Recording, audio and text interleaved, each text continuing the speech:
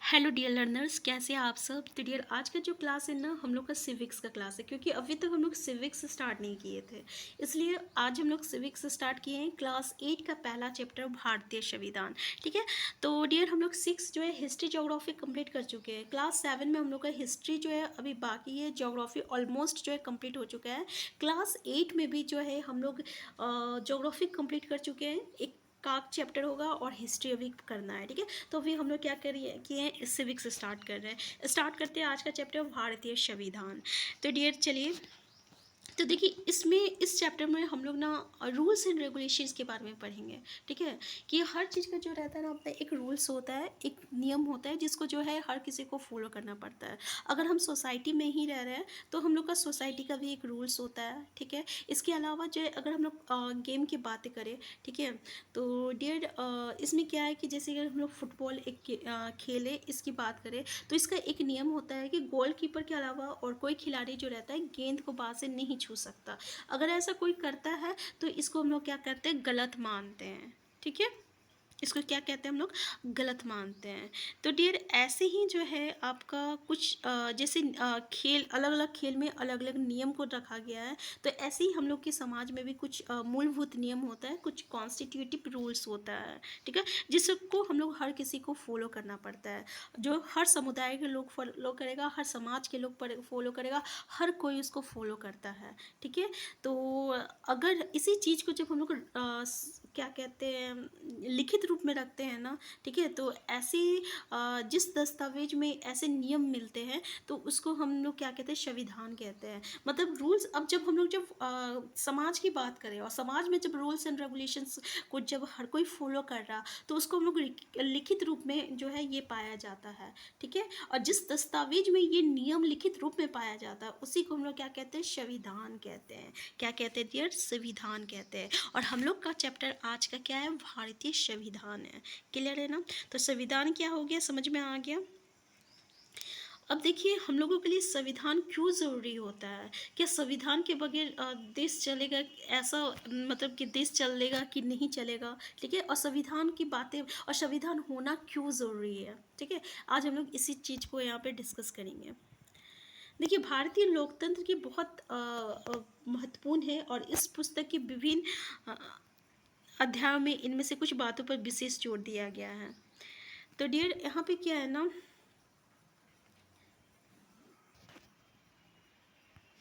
तो डियर यहाँ पे ये है ना कि इस चैप्टर में भारतीय संविधान में जो है हम लोग कुछ मतलब कि मुद्दा पे, मतलब कुछ कुछ बातों पे हम लोग डिस्कस करेंगे। ठीक है, जिसको करेंगे और भारतीय संविधान की मुख्य बातों पर ध्यान देंगे।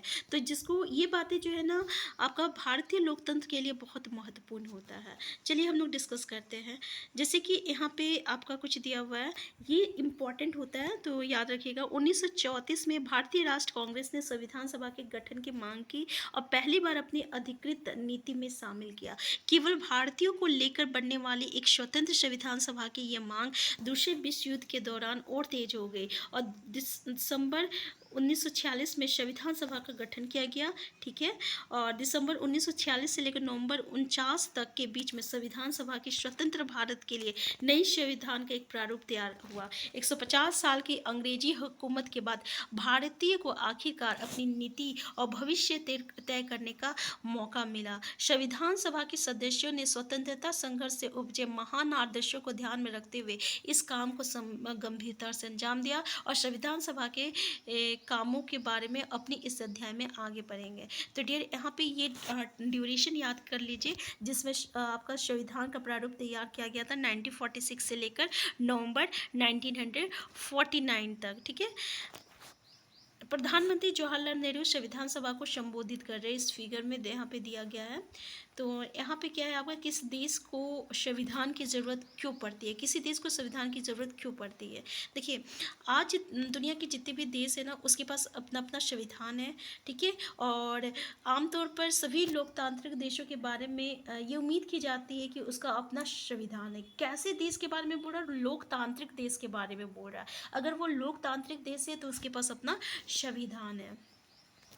देखिए पहला ये दस्तावेज उन आदर्शों को शुद्ध बंद करता है, जिनके आधार पर नागरिक अपने देश को अपनी इच्छा और सपनों के अनुसार रच सकता है। यानी ये जो है ना, अगर वो क्या कहते हैं, लोकतांत्रिक है, तो यहाँ के हर एक नागरिक जो है अपनी इच्छा और अपने सपने के अनुसार जो है रखे हैं। यानी संविधान ही बताता है कि हमारे समाज का मूलभूत स्वरूप क्या है।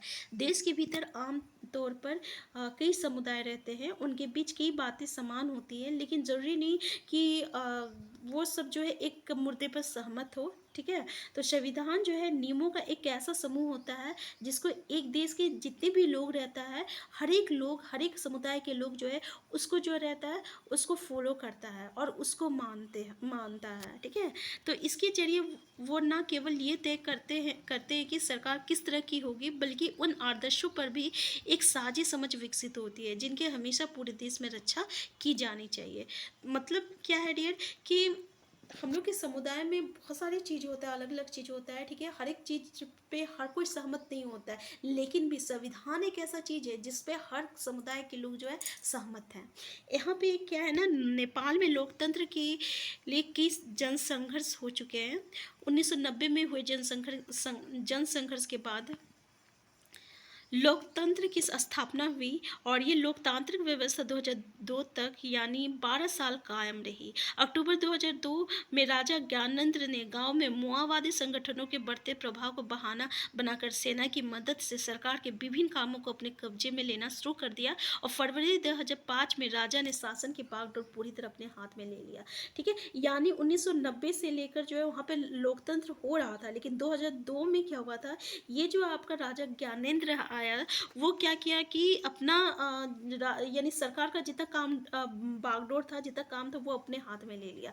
अब वो कैसा शासन स्टार्ट कर दिया, अपना शासन, राजा का शासन स्टार्ट कर दिया। ठीक है, तो नवंबर 2005 में माओवादियों ने अन्य राजनीतिक दलों के साथ एक 12 सूत्री समझौते पर दस्तखत किए और इन समझौते में आम लोगों को लोकतंत्र और अमन चैन बहाल होने की उम्मीद दिखाई दे रही थी। लोकतंत्र के लिए चल रहा ये आंदोलन 2006 तक अपने शिखर पर पहुंच चुका था। आंदोलनकारियों ने राजा की ओर से दी गई छोटी मोटी रियायतों को नामंजूर कर दिया और आखिरकार अप्रैल 2006 में राजा के द्वितीय संसद बहाल करके राजनीतिक दलों को सरकार बनाने का मौका देना पड़ा। 2008 में राजतंत्र को खत्म करने के बाद नेपाल लोकतंत्र बन गया और 2006 में लोकतंत्र की मांग को लेकर चलने वाले जनतांत्रिक आंदोलन के दृश्य ऊपर के चित्र में देखे गए हैं। ठीक है, तो यहाँ पे जो है थोड़ा मोड़ा इन्फॉर्मेशन दिया गया है, तो इसको देख लीजिएगा। नेक्स्ट यहाँ पे देखते हैं। देखिए, इन बातों का क्या मतलब, ये समझने के लिए आइए दो बिल्कुल अलग अलग परिस्थितियों पर हम लोग गौर करेंगे। दोनों घटना भारत की उत्तरी सीमा पर स्थित नेपाल की ताज़ा इतिहास की घटना है।